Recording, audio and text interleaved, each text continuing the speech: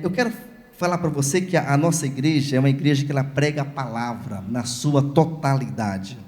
Então nós falamos aqui durante esses domingos passados, falamos sobre família, vamos falar ainda sobre oração, vamos falar sobre devocional, vamos falar sobre perdão, sobre libertação, sobre evangelismo, mas nós também pregamos sobre prosperidade financeira. Agora, eu acho muito interessante quando Mateus, capítulo 22, versículo 29, obrigado, querido, ele fala o seguinte, que respondeu-lhes Jesus: errais, não conhecendo as Escrituras, nem o poder de Deus. Olha só, na visão de Mateus, nós cometemos alguns erros, porque nós não conhecemos a Bíblia. Então, essa que é a responsabilidade de um líder espiritual, é de expor a Bíblia na sua totalidade. Tá? Então a gente vai falar aqui muito no decorrer dos próximos sermões sobre diversos assuntos. Então a gente não pode falar só seletivo, falar de algumas coisas específicas. Agora Mateus também fala que a gente já por não conhecer a Bíblia, e depois ele fala, e não conhecer o poder de Deus. Então qual é o grande desafio de um mensageiro da palavra? Primeiro é expor a Bíblia na sua totalidade, seja confortável para mim ou não, a Bíblia sempre me confronta, e depois esse expositor bíblico ele tem que orar, que a mensagem que ele apresentou, Deus possa trazer revelação, para que assim nós possamos entender e obedecer as Escrituras. Então, eu quero falar com você que, primeiro eu quero lhe fazer uma pergunta: quantos querem ver esse ministério crescendo de maneira extraordinária? Levanta sua mão. Ah, glória a Deus por isso. Agora, eu vou falar hoje com os irmãos, nós temos várias ferramentas espirituais e humanas para poder fazer o ministério crescer. Então hoje eu vou falar sobre uma dessas ferramentas, que no que diz respeito à esfera humana, é imprescindível. Agora, eu quero falar para você também, que nós, a Paz Church, nós não somos adeptos da teologia da prosperidade. O que é isso? É você vir para a igreja e todo domingo ouvir o pastor falar sobre dinheiro. Dinheiro, dá. Nós não somos dessa teologia, a denominação não prega isso. Por que eu falei isso para você? Porque hoje é o 13º culto, só hoje que eu vou ministrar sobre dinheiro. Os cultos anteriores falamos de vários assuntos, para você entender o nosso coração, qual é a nossa teologia, não minha de pastor, mas da denominação de modo geral. Mas ao mesmo tempo também nós não somos a favor da teologia da pobreza. Existe uma teologia chamada teologia do celeste por vir. O que é isso? Aqui na terra eu posso passar fome, glória a Deus.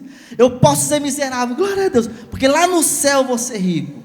A gente também não crê dessa maneira. Nós cremos que nós temos que falar da Bíblia de maneira macro, mas nós temos também que entender que Deus nos abençoou. Aliás, Paulo fala em Efésios capítulo 1, versículo 3, que Deus já te abençoou com toda sorte de bênçãos espirituais no mundo espiritual. Então o que nós temos que fazer? Tirar essas bênçãos da esfera espiritual e trazê-la até nós e nos apropriarmos dela. Quem está comigo, diga amém, Jesus. Amém. Então, eu quero falar com você hoje, acompanhe comigo aí no telão, de um assunto bem discutido no mundo teológico. O assunto de hoje é dízimo, ultrapassado ou atual? Diga-se comigo, dízimo, ultrapassado ou atual? Gente, primeiro eu quero só abrir um parêntese.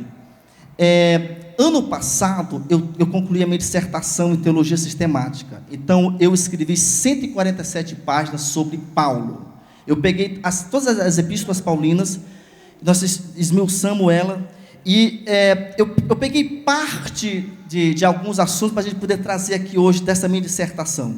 Agora, o tema dízimo, ao longo da história do cristianismo, não tem uma unanimidade. Não tem um consenso, uma unicidade teológica, tá? A gente precisa responder a seguinte questão. Vamos aí no telão, por favor. O dízimo continua como mandamento divino, porque não foi explicitamente revogado, ou ele faz parte da velha lei, ou seja, do Velho Testamento, que não mais vigora? Então, a gente vai começar o nosso entendimento, a nossa discussão, a partir disso aí. continua ou já foi revogado. A gente tem que ter esse entendimento aí. Agora, eu também não posso deixar de analisar com vocês que a aplicação do dízimo aos nossos dias envolve não apenas uma questões doutrinárias, mas também, quando eu questiono o dízimo, eu questiono a principal fonte de financiamento da igreja.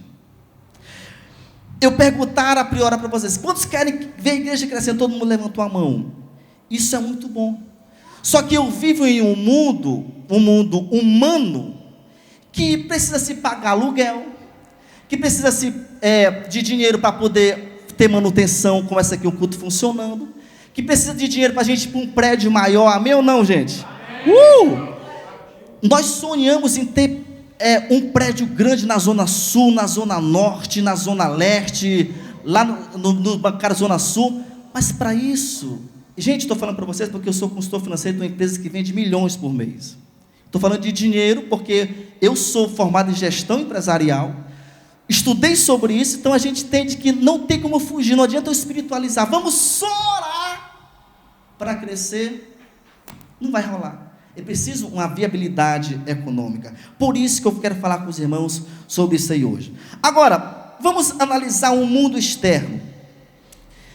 É triste a gente poder analisar e ver algumas histórias de pastores de algumas denominações no Brasil que enriqueceram as custas da igreja. Isso é triste, sim ou não, gente? Triste. Agora, qual o problema nosso? Como igreja, de modo geral, a gente vê o que pessoas fizeram de errado e nós colocamos todo mundo numa sacola só. Pastor vai roubar. Aliás, Deus me deu a graça de estar aqui como 100% voluntário, que está comigo há muito tempo, sabe? Eu não dependo da igreja, graças a Deus. Até onde Ele quiser que assim seja, se for para sempre, amém. Mas, então, a gente vê pessoas enriquecendo, usufruindo de riquezas, e a gente fala o seguinte: pastor, ele tem a intenção de roubar. Então isso é um equívoco que a gente também tem que poder tirar da nossa mente. Agora, quando a gente vê a questão do dízimo, eu estou ainda na parte introdutória, nós temos o que nós chamamos de alguns pressupostos teológicos: continuidade e descontinuidade. Deixa eu falar aqui um pouquinho para você, que eu entendo que Jesus, ele veio para cumprir a lei, ele cumpriu a lei, mas na teologia nós temos o que a gente chama de continuidade, ou seja, os teólogos que olham o Velho Testamento e entendem que parte dele ainda é aplicável para o Novo Testamento. Então eu sou um teólogo continuista, mas existem aqueles que são descontinuistas. Eles falam o seguinte: olha, pega o Velho Testamento, rasga ele, joga fora, que só vale o Novo. Isso aqui é um erro? Talvez não. Eu estou falando de interpretação teológica. Eu sou continuista. Eu vou explicar para vocês no decorrer da mensagem o porquê. Agora, por que eu sou continuista? Porque Jesus, quando a gente vê a lei, ele revogou algumas coisas da lei. Deixa-me te dar um exemplo. Naqueles tempos, as pessoas cultuavam aos sábados. Então ele chega e ele começa a pregar. A igreja primitiva começa a fazer reuniões aos domingos. Naquele tempo, por exemplo, era olho por olho, dente por dente. Se alguém furasse o olho do outro, a lei falava o seguinte: você tem o direito de furar o olho dele também. Por que Jesus chega? Ele revoga isso. Fala o seguinte: olha, se alguém te der um tapa, vira o outro. Alguém quer tomar a tua túnica? Entrega. Então olha o que acontece, ele revoga algumas coisas, mas a outras coisas ele aumenta. Ele falou, como é que ele aumenta? Ele fala o seguinte: olha, os 10 mandamentos, um dos 10 mandamentos é o seguinte: não adulterarás. Isso é a lei. Jesus chega em Mateus e fala o seguinte: olha, se você, homem, olhar para uma mulher com desejos lascivos, você já adulterou com ela. O que ele fez com a lei? Ele exponenciou, ele agigantou essa parte da lei. Mas outras coisas da lei, ele deixa como está. Ele não fala nada. É o caso do dízimo, quase. Por que ele não fala? Existe uma questão cultural. Naqueles tempos, Israel, até hoje os judeus que estão no mundo aí, a maioria são dizimistas. Existe um princípio, é algo cultural. Então a gente vai estar vendo aqui alguns pontos interessantes dessa mensagem hoje. Mas eu quero falar também com você, ainda nesse processo introdutório, Martim Lutero foi um grande reformador. Ele falou o seguinte, veja comigo um telão, que nós precisamos nos converter em 3 situações. Ele falou o seguinte: existe a conversão do coração, a conversão de quê? Está no telão aí? E a conversão da bolsa. Lutero falou o seguinte, grande reformador: o crente tem que se converter no coração. O coração fala de quê? De sentimentos, de emoção, da maneira de enxergar o mundo, a mente da psique, de como interpreta. Mas ele falou também, tem que conhecer, tem que consertar, tem que converter a bolsa. Isso é Martim Lutero. Ou o que ele continuou falando, que a entrega do dízimo é uma prática bíblica, poucos contestam, segundo Lutero. Que os cristãos devem contribuir para que as atividades eclesiásticas possam acontecer, também não tem muita controvérsia. Agora, que os cristãos estão sujeitos à prática de entregar sistematicamente o dízimo, é o motivo, segundo Lutero, da grande discussão teológica dele no que diz respeito a esse assunto. Para a gente finalizar a introdução, eu quero falar para você, e vou mostrar aqui na Bíblia hoje, que o dízimo, alguém fala o seguinte, mas o dízimo é lei. Vou mostrar para você hoje, que o dízimo veio antes, o dízimo esteve durante, e o dízimo veio pós-lei. Vou te mostrar na Bíblia isso aqui, porque a gente tem que mostrar na Sagrada Escritura. Queridos, o primeiro ponto que eu quero falar com você hoje, então, agora na mensagem, o sistema dizimal no Velho Testamento. Agora, é interessante que no Velho Testamento o povo era ensinado que tudo que eles tinham era de Deus. Tudo que eles tinham, a terra, a agricultura, os animais, tudo era de Deus. Olha só o que o salmista fala, capítulo 24, versículo 1. Ele fala o seguinte: ao Senhor pertence o quê? Vamos ler juntos? A terra e tudo que nela se contém, o mundo e os que nele habitam. Essa era a visão dos irmãos veterotestamentários do Velho Testamento. Ou seja, tudo que tem é de Deus. Tudo que eu tenho, o meu carro, a minha casa, o dinheiro que eu tenho na conta bancária, tudo que eu tenho é de Deus. Então essa era a visão do Velho Testamento. Agora, os dízimos também, eles eram santos, eles eram entregues na casa de Deus para o suprimento daquela igreja. Quando a gente observa também, por exemplo, Deuteronômio capítulo 15, versículos 5 a 19, a gente não vai estar lendo, só para você notar aí, Deuteronômio 12, na verdade 12, versículos 5 a 19, lá fala que a infidelidade do povo fez com que algumas catástrofes no caso do âmbito social e econômico acontecessem. Quando eu vejo Deuteronômio capítulo 12, a gente observa que sempre a entrega dos dízimos e ofertas era no ambiente de sacrifício, de adoração profunda, de busca por Deus. Agora, eu quero mostrar para você o dízimo na era pré-mosaica. O que é pré-mosaica? O dízimo antes de Moisés. Observe comigo aí, no telão, Gênesis capítulo 14, versículo 20. Diz o seguinte: e bendito seja o quê? O Deus Altíssimo, que entregou os teus inimigos nas tuas mãos. E Abrão, não tinha nem mudado o nome ainda, deu-lhe o dízimo de tudo. Deixa eu falar para você o contexto desse versículo aqui. Aqui é a história de Melquisedeque, que é uma personificação de Cristo, abençoando Abrão. Abençoa ele, que você vai derrotar os seus inimigos, abençoa ele. Ele conquistou a batalha.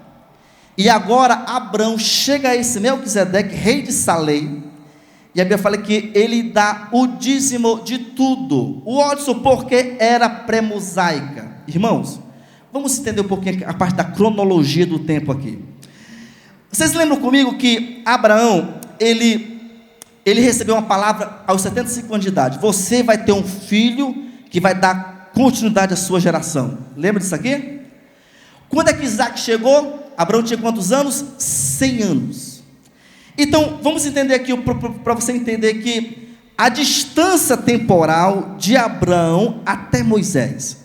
Então, quando eu vejo a história de Isaac, esse filho que nasceu quando Abraão tinha 100 anos de idade, ele viveu 180 anos. Começa a analisar comigo aqui, 180 anos.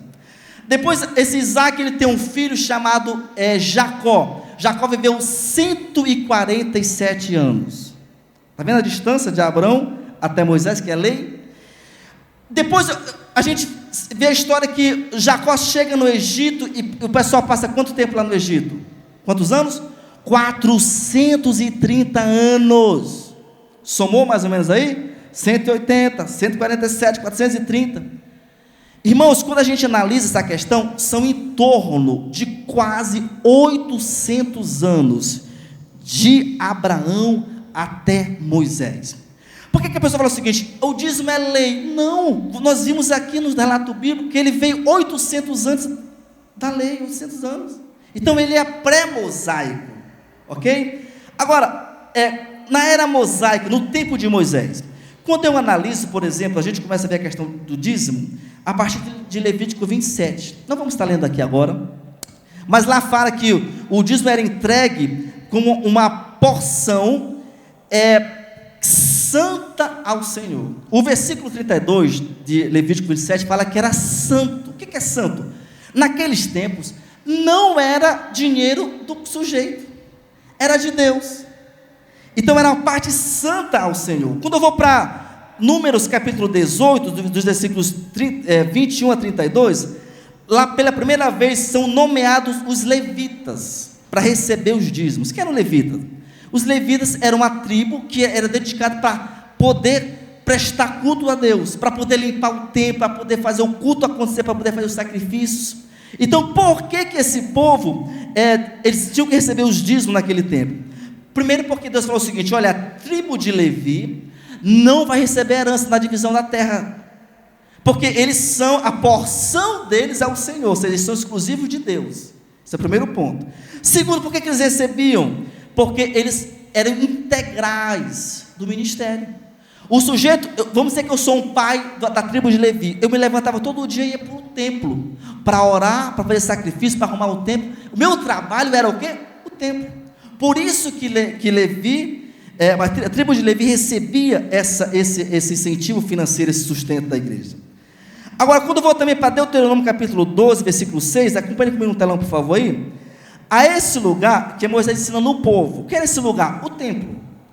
Fareis chegar os vossos holocaustos, os vossos sacrifícios, diga-se comigo, e os vossos dízimos, as ofertas das vossas mãos, as ofertas votivas, as ofertas voluntárias, os primogênitos, todas as vacas, todas as ovelhas.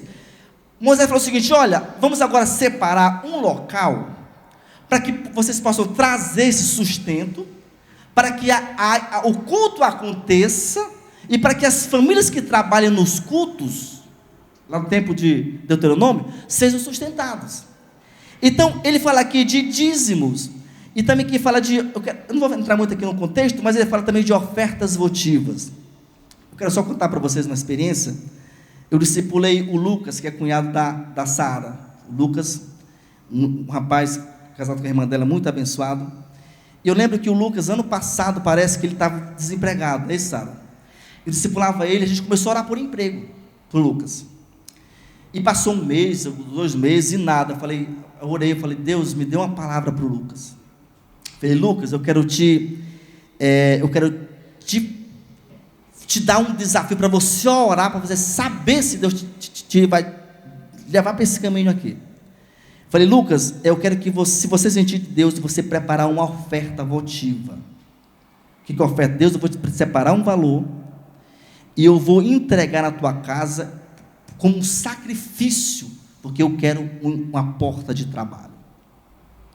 O Lucas fez isso, com pouco tempo, né, Sara? Ganhando muito bem, foi promovido logo para analista, está com propostas agora maiores ainda. Ele fez uma oferta votiva. Mudando da esfera financeira, lembra da Ana no capítulo 1 de Samuel? Deus, me dá esse filho, se o Senhor me der, eu vou te entregar ele na casa. Oferta votiva. Deus deu um filho para ela, Samuel, está aqui ele, vai servir no templo. Isso aqui é muito forte, isso aqui é muito sério, isso aqui é muito abençoado. Então observe, queridos, durante a lei, eu quero mostrar para você agora o dízimo pós-lei, pós-mosaica, era pós-mosaica. Quando eu vejo, então, segundo Crônica, capítulo 31, nós vemos aqui um esforço grande de Ezequias, para poder instigar aquele povo de Israel à voluntariedade. E qual era a sacada aqui? Ezequias queria voltar a ativar os cultos em Israel. Estava meio fraco os cultos, não estava funcionando muito bem, ele queria ter sacrifícios diretos, sacerdotes trabalhando, levitas trabalhando, porteiros no templo. E a Bíblia fala que ele institui o dízimo, ele reforça o dízimo, para que pudesse aumentar a arrecadação do povo de Israel e poder financiar aqueles sacerdotes e levitas. Quando eu vejo também Neemias capítulo 10, os versículos 37, 38, capítulo 12, versículo 44, capítulo 13, versículos de 5 a 12, a gente observa também um esforço de Neemias para poder reconstruir os muros de Jerusalém, para poder ativar o culto em Israel, para poder ativar a busca pelo povo de Israel. Por que ele ativa o dízimo naquele tempo lá? Porque, gente, mais uma vez, se tem pais e famílias trabalhando naquele tempo lá, os levitas, precisava ter sustento para poder a coisa acontecer. Então, quando eu vejo também, por exemplo, o livro de Amós, capítulo 4, versículo 4, nós observamos que Amós está dando uma palavra dura ao povo de Israel. Ele fala o seguinte: olha, não pensem que vocês dando o dízimo, vocês vão diminuir o julgamento de Deus. Então observe, o contexto de Amós é o seguinte: olha, vocês precisam se converter o coração, precisam se arrepender, mas ele fala de quê? Do dízimo. Então para Amós era muito comum a entrega do dízimo. Quando eu vou para Malaquias capítulo 3, versículos de 8 a 12, nós temos aqui Malaquias lidando com temas abordados por Esdras e também por Neemias. Então aqui é muito legal porque Malaquias ele chega de novo a entender a importância da funcionabilidade dos cultos, e para isso tinha que ter o quê? Recursos financeiros, tinha que prover recursos financeiros. Agora, quando a gente vai um pouquinho mais para Malaquias, a gente observa aqui o fracasso das pessoas em manter o templo com o dízimo. Na visão de Malaquias, do capítulo 3, versículo 10, equivalia a pessoa roubar aquilo que não é legalmente dela. Olha como Malaquias é muito forte nessa parte aí. Agora, eu quero ver com os irmãos, então, agora o sistema dizimal no Novo Testamento. Vimos o Velho Testamento, vamos agora para o Novo Testamento. Mas antes disso, eu quero falar com vocês sobre a primeira igreja, a igreja de Atos.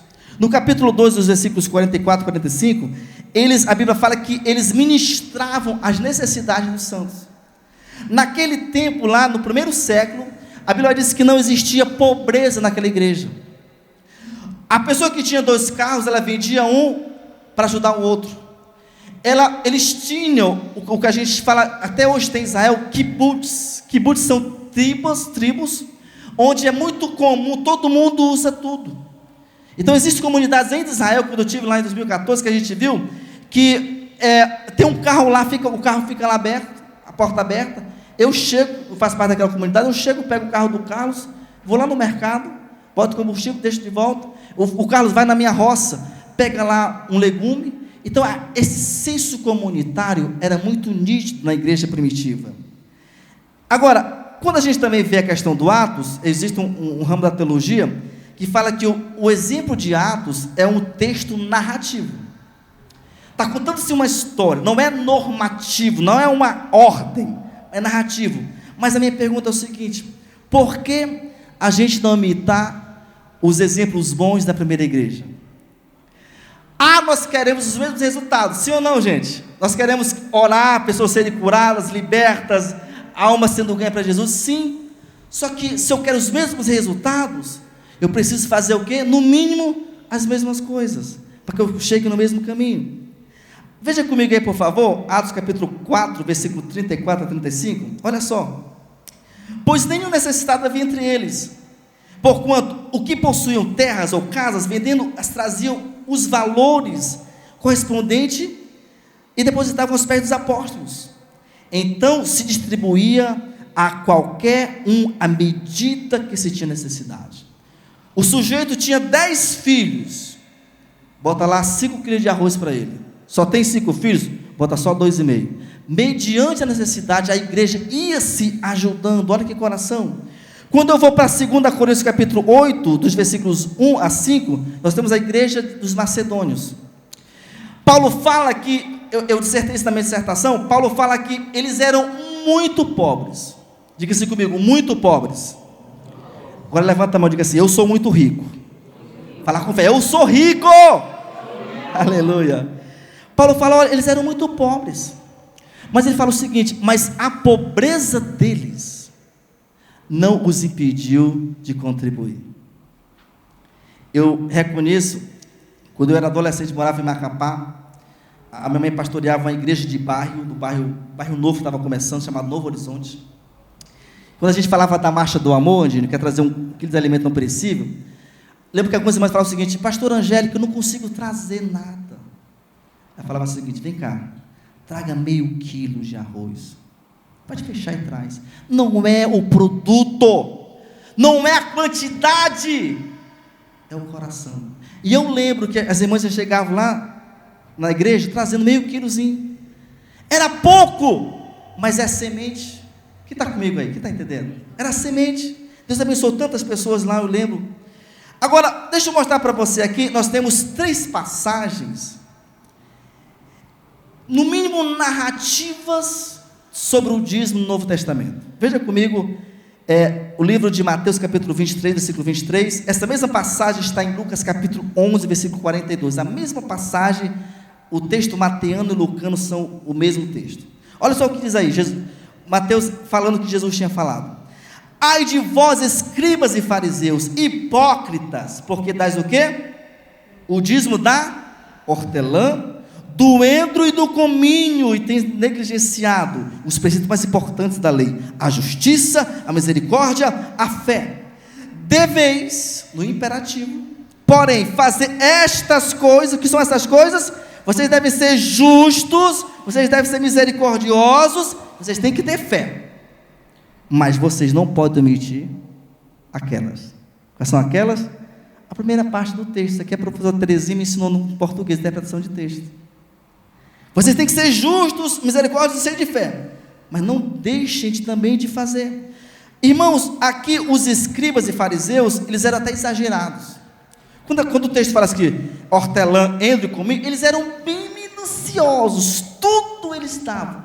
Chega, Mateus até entende, talvez como um exagero, meu Deus, para que isso? Tudo exagero.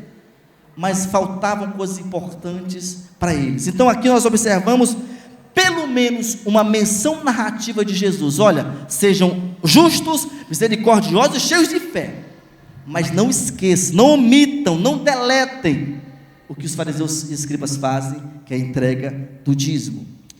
Hebreus capítulo 7, é um outro texto aí, versículos 1 e 2, fala o seguinte, esse texto aqui vai ressaltar o que eu li para os irmãos, no dízimo, do Velho Testamento, na lei, na questão do pré-mosaico, lá de capítulo 14, versículo 20, do livro de Gênesis. Olha só o que o autor de Hebreus fala, porém este Melquisedeque, lembra que eu falei lá de Melquisedeque? Rei de Salém, sacerdote do Deus Altíssimo, que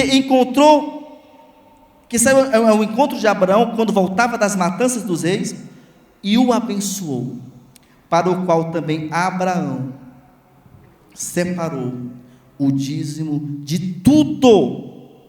Primeiramente se interpreta rei de justiça, e depois também rei de Salém, ou seja, rei de paz. Mais uma vez, na teologia a gente fala o seguinte, aparição do Velho Testamento e do Novo Testamento. O autor de Hebreus pega passagens veterotestamentárias e insere no contexto neotestamentário. Fala o seguinte, olha, esse Abraão, ele entregou o dízimo de tudo. Não vou estar lendo aqui para vocês, mas vocês podem ler a mesma passagem em Lucas capítulo 11, versículo 42. Então eu tenho no Novo Testamento pelo menos 3 livros, Mateus, Lucas e Hebreus, que citam narrativamente a questão da entrega do dízimo. Irmãos, quando fala aqui Melquisedeque nada mais é do que uma tipologia de Cristo. É uma tipologia, quando a gente vê a história, é um tipo de Cristo. Salém fala que é Jerusalém, é como se fosse a Jerusalém celestial, esse homem entregando o seu dízimo aqui. O ponto 3, para a gente finalizar, dizimar ou não dizimar, eis a questão. Então, eu expus para os irmãos textos do Velho Testamento, texto do Novo Testamento, e agora chega a aplicação no contexto contemporâneo que a gente vive. Como eu falei na introdução, na literatura que a gente fala sobre dízimo, não há uma concordância mútua entre os estudiosos. Existem divergências teológicas interpretativas.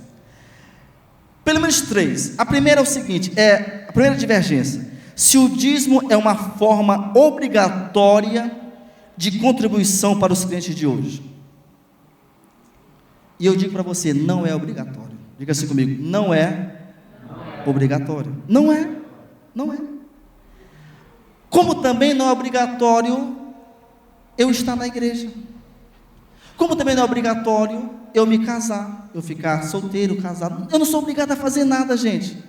Eu vivo num país onde a própria Constituição brasileira me outorga o direito de ir e vir. Eu faço o que eu quero, sim ou não? Por exemplo, sim ou não, gente? Sim. Então, eu como teólogo não posso dizer, é obrigatório. Não posso. Quem sou para dizer que você tem que fazer alguma coisa? Por exemplo, não é obrigatório você vir para o culto. Nós temos hoje aqui na igreja várias famílias que não vieram para o culto. É obrigatório eles virem? Não. Se vier, que bom que estamos em comunhão, estamos crescendo juntos, mas não é obrigatório. Um outro ponto que a gente analisa na questão dizimal: se o dízimo é um princípio que transcende a lei do Velho Testamento, tendo sido praticado antes da lei de Moisés, durante a lei de Moisés e depois da lei de Moisés. Aí eu, como teólogo, defendo essa tese aqui. Ele é um princípio bíblico que transcende, ou seja, é maior do que a lei mosaica, porque ele aparece pré, durante e depois, e que eu entendo, como cristão, que deve ser observado, deve ser analisado por nós como cristãos. Então eu defendo essa linha aqui. Uma outra linha que tem: se o dízimo foi abolido e adotado um novo sistema de doação voluntária. Por que não foi abolido? Não existe relatos bíblicos, versículos bíblicos diretamente falando o seguinte: olha, não tem dízimo. Então eu quero falar com os irmãos aqui de um grande autor, Robert Charles Spurgeon. Ele falou o seguinte, deixa eu ler aqui para você, não está no telão. Olha só o que ele pensou nessa questão aqui. Ele falou o seguinte: embora isso fosse antes da lei, do pacto do Antigo Testamento, não creio que tudo que Deus exige do seu povo no Velho Testamento esteja cancelado no Novo Testamento. Lembra o que eu falei? Existe aquilo que Deus revogou, aquilo que Ele aumentou e aquilo que Ele fica quieto. Então, segundo Sproul, ele fala o seguinte, que não foi cancelado. Ele diz o seguinte: eu diria que se o dízimo foi cancelado, deveríamos ter um ensino explícito do Novo Testamento, afirmando que o dízimo não está mais em vigor. Não existe dizendo que não está mais, existe um certo silêncio. Ele vai continuar: o dízimo era uma responsabilidade central na economia da velha aliança e teria sido transportado, principalmente quando entendemos que a comunidade da nova aliança foi estabelecida principalmente entre os judeus, que continuavam, segundo Sproul, a entregar o dízimo. A não ser que lhe dissesse que o dízimo não era mais necessário. Ele termina o raciocínio dele. Eu diria que na ausência de uma palavra de repúdio, ou seja, de cancelamento, de revogar, o dízimo continua válido no Velho Testamento, no Novo Testamento. Então, se não foi revogado na visão de Robert Charles Sproul, continua no Novo Testamento, o entendimento desse teólogo que estuda muito a questão financeira. Jim Preston falou o seguinte, esse cara Jim Preston, ele foi professor mais do que 40 anos, de uma faculdade muito renomada, Faculdade Batista. Ele falou o seguinte, veja comigo aqui no telão, Jim Preston falou: o dízimo foi o caminho inicial para os santos do Antigo Testamento, antes, durante a lei, e não há sugestão encontrada no Novo Testamento que indique que isso mudou. Ele segue o mesmo raciocínio de Charles Sproul. Foi lá, foi antes, durante, e ele falou o seguinte: eu não encontrei subsídios bíblicos necessários que me dá o entendimento de que o dízimo não deve ser exercitado dentro do Novo Testamento. Claude Lombardi, esse cara foi um escritor do Reino Unido, ele pregou na África, ele pregou no Oriente Médio, Nova Zelândia, Escócia, Inglaterra, muito sobre liderança, sobre ensino, sobre pastoreio, sobre aconselhamento, e ele falou o seguinte sobre o dízimo. Veja aí comigo, estou mostrando no telão isso daí. Olha só o que Lombardi falou. Construir toda uma teologia para a abolição do dízimo no Novo Testamento, simplesmente no argumento do silêncio, é problemático. Qual é o argumento do silêncio? O que algumas pessoas queriam? Algumas falam o seguinte: eu queria que tivesse 10 versículos que falassem sobre o dízimo. Se não tiver 10, eu já vou falando, para mim não vale. Então, Lombardi fala o seguinte: olha, o silêncio, ou seja, a não explicitação dessa temática, ele fala o seguinte, é uma problematização teológica. Ele continua: o dízimo pode ter sido dado como certo e não falado contra, sem sequer uma vez. Por outro lado, Jesus claramente endossou, ele vai citar aqui, Mateus 23, 23, e também vai citar para os irmãos aqui, Lucas 11, 42, que é o mesmo versículo de Mateus 23. A comunidade da igreja primitiva não precisava de um lembrete verbal ou por escrito. Olha o que Lombardi analisa. Ele fala o seguinte: rapaz, o contexto societal da primeira igreja, lá no primeiro século, era muito comum. Não precisava, segundo Lombardi, ter muitas referências. Se tiver só um versículo, já é Bíblia, né, meu irmão? Então, não precisava ter muitas referências. Para quê? Porque era muito comum eles praticar de forma sistemática e regular a questão dos dízimos. Eu também coloquei aqui na mensagem, os pastores Adílio Lima e Carlos Bezerra, que são pastores da igreja regular batista lá em Juazeiro do Norte, eles falaram o seguinte, veja comigo no telão aí: o dízimo é um conceito que extrapola a lei de Moisés, sendo, olha só o que eles falam aqui, supracultural, transcende culturas. Watson, o texto bíblico é lá de Israel, no Oriente. A Bíblia, ela é válida em qualquer continente, ela é supracultural, e ela é supratemporal. O que é válido lá, até você morrer, o que está na Bíblia tem que ser pregado. Ou seja, antes da lei de Moisés, em sua lei e também na nova aliança, ele fala o seguinte: é um formato de contribuição que vai além de evidenciar honra e adoração a Deus. Também proporciona à congregação estabilidade e tranquilidade enquanto realiza os seus propósitos nesse mundo. Então, na visão desses dois pastores, o dízimo é supracultural, supratemporal, e também ele traz estabilidade para a igreja. Irmãos, por que eu estou falando isso aqui para os irmãos? Porque nós queremos crescer muito. Nós queremos ganhar milhares de pessoas, amém ou não, queridos? Amém ou não? Então nós precisamos de recursos financeiros para a gente poder crescer. E eu quero chegar com os irmãos aqui, as nossas considerações finais, que os defensores da manutenção do dízimo encontram-se nos dois sistemas de interpretações. Veja aqui comigo no telão.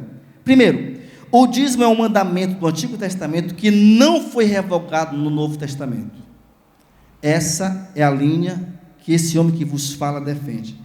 Foi no velho criado, não temos subsídios bíblicos, como vários teólogos que eu falei com vocês aqui, que foi revogado no Novo Testamento. Segundo, o dízimo é um mandamento do Antigo Testamento que se repete no Novo.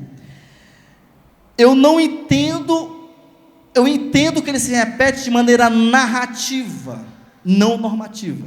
Jesus citou, só comentando, olha, vocês devem ser justos, misericordiosos, cheios de fé, mas não deixe de dar. Narrativo, mas ele não foi revogado. Agora, queridos, Deus não nos obriga a fazermos nada, inclusive dizimar. Agora, existe um fato, e eu vou para aqui para a esfera financeira, que é a área que eu atuo profissionalmente. Quando não se tem dizimistas suficientes, a igreja sofre financeiramente. A expansão é comprometida. Não tem jeito. Eu não quero falar aqui para os irmãos, se os irmãos quiserem conversar comigo depois, pode conversar no particular. Nós temos aqui, quem é líder está comigo aqui, os missionários sabem. Nós temos custos semanais aqui. Amanhã eu tenho que pagar esse aluguel e pagar esse som. Eu quero abrir meu coração para os irmãos aqui. Quantas vezes eu tenho que tirar do meu bolso para poder cobrir para mim não passar vergonha, porque eu que fiz o contrato de locação. Quanto Jesus me der, vou fazer. Mas o que é que eu entendo? Eu consigo pagar isso aqui, irmãos, tá? Isso aqui eu consigo pagar sozinho. Mas como é que eu vou sair daqui um dia para um local maior? Como que eu vou abrir uma igreja em Campina Grande? Como que eu vou abrir uma igreja em Santa Rita? Em Bahia, no Conde? Como? Preciso de dinheiro. Preciso de pessoas que investam. Então, você não é obrigado, ninguém é obrigado. Mas quando nós não entregamos, nós comprometemos a velocidade. Os dízimos são a principal fonte de recursos financeiros das igrejas. Eu vou continuar ensinando que eu sou um teólogo continuista. Eu entendo que o dízimo, ele foi antes, durante e depois da lei. Agora a gente também deve observar que devemos dar o dízimo individualmente, regularmente e proporcionalmente. Eu tive um professor no seminário, ele foi professor meu durante 2 disciplinas, professor Rômulo Monteiro. Eu quero falar o nome dele aqui. Ele me acompanhou na minha dissertação. Ele teve seminários na igreja dele sobre questão financeira. Eu fui lá algumas vezes. Ele é pastor da primeira igreja batista de Aquiraz, no Ceará. E o pastor Rômulo fala o seguinte, veja aí comigo no telão: o dízimo é o menor irredutível, é o mínimo que o cristão temente a Deus deveria doar. Deixa eu interpretar com você a primeira parte antes do ponto aí. O que é menor irredutível? Gente, vamos entender o seguinte, vamos fazer uma comparação, que nós temos um bolo aqui. Pensa aqui comigo que isso aqui seja um bolo, vamos dizer que isso aqui seja um bolo. E eu começo a cortar fatias do bolo. Só que chega um momento que não dá mais para cortar, está tão fininho, que não tem como cortar, não tem mais como reduzir. Chega um momento que é o seguinte, olha, se eu vou cortar, mas vai virar só farelo, não vai ter mais pedaço. Quando o pastor Rômulo fala isso aqui, o meu professor, ele fala o seguinte, olha, o dízimo é o menor. Se existe um percentual que o cristão deveria doar, pelo menos seria o quê? O dízimo. É o mínimo que ele fala. Eu quero concluir falando com os irmãos que o dar deve ser um privilégio e não um fardo. Eu volto a falar para os irmãos. Eu estou falando, eu nem queria falar isso aqui, mas eu acho que eu vou falar para também servir de exemplo.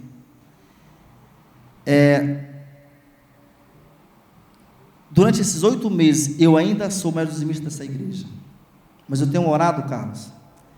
Eu falei, Deus, eu quero que até o final de junho do ano que vem, daqui 10 meses, eu quero que o Senhor levante na nossa igreja 5 pessoas, pelo menos, que transcendam a quantidade monetária que eu dou para a igreja. Então eu quero 5 pessoas a mais. Eu tenho orado, que Deus prospere você que é empresário, você que é funcionário, para que você possa ser um canal de bênção. Mas olha só, então o dar não deve ser um fardo. O contribuir não deveria ser pelo senso de dever. O pastor Wallace, no 13º culto da igreja, foi falar de dízimo. Não faça isso, não faça não. Não deve ser um senso de dever, mas o dar deve ser por amor ao Senhor, por amor à obra dele, pelo desejo de quê? De ver o reino sendo avançado. E não adianta eu espiritualizar, não adianta falar para os irmãos assim, vamos orar para Deus abrir as portas. Deus fala assim para mim, rapaz, acorda, já tem gente na igreja aí que pode abençoar, Deus só vai fazer o que o homem não pode fazer. Aliás, amanhã, se não entrar o valor total, Deus vai falar o seguinte, tira do bolso e paga, tu está aí na terra, sujeito. É simples a vida. Então, eu quero falar para você o seguinte, queridos, eu quero contar um testemunho aqui antes da gente finalizar. Nessa minha busca da dissertação, eu li mais de 100 livros sobre finanças, entre livros, artigos e dissertações e tese. Um livro que eu li foi sobre o pastor Coren Kenningham. Coren Kenningham, ele é o fundador da Jocum Mundial. Alguém já ouviu falar da Jocum aqui? A maior agência de missionários do mundo. ele fala que enquanto ele era pastor de uma igreja local, antes de abrir a Jocum, ele fala que ele começou a ensinar isso na igreja. E aí, ele disse que tinha uma senhora que ela tinha sido abandonada pelo marido, e ela tinha muitos filhos, as escadinhas, todo ano tinha um. E aí, essa senhora começou a passar muita privação, então ela começou a fazer o quê? Vender latinha, catava latinha e vendia. E ele fala que ela vinha para a igreja, ela ia na igreja e entregava 10 centavos de $1. Ele falava assim: meu Deus, para que isso, meu Deus, essa mulher tão cara, e 10 centavos já é 2 pães. Deus falava para ele: não, Kenny, deixa ela fazer, é princípio, é semeadura. Ele relata que essa mulher começou a prosperar, começou a crescer, ela se tornou uma grande empresária, que inclusive, quando ele escreveu o livro, até hoje essa mulher ainda abençoa a Jocum Mundial. Por que eu estou falando isso aqui para você? Olha, vou falar uma coisa para você, não é porque você é jovem, que Deus não pode prosperar, não. Deus pode chegar em você, meu irmão, minha irmã, e fazer algo revolucionário. Eu fui consultor financeiro de uma empresa no interior do Ceará, de uma mulher, que não tinha marido, que tinha um filho pequeno, abandonada também. Essa mulher da igreja, começou a trabalhar com costurar uma maquinazinha, comprou outra maquinazinha, botou na sala, começou a chamar uma amiga. Enquanto eu fui consultor dela durante 1 ano e meio, ela tinha 230 funcionários. Deus é poderoso para até final do semestre do ano que vem, até 30 de junho, levantar mais 5 pessoas nessa igreja, inclusive jovens que podem ser empresário aqui, para poder ser dizimistas fiéis aqui. Não duvide do poder de Deus. Faça as coisas certas. Eu vou finalizar hoje. Eu entendo, outro dia eu posso continuar esse assunto, que não é só entrega do dízimo. Eu sou gestor financeiro. Existem várias variáveis, vários desdobramentos que tem por trás disso, mas eu não posso negar que eu que sou espiritual, que quando eu sou fiel com Deus, Deus faz coisas extraordinárias na minha vida, em nome de Jesus.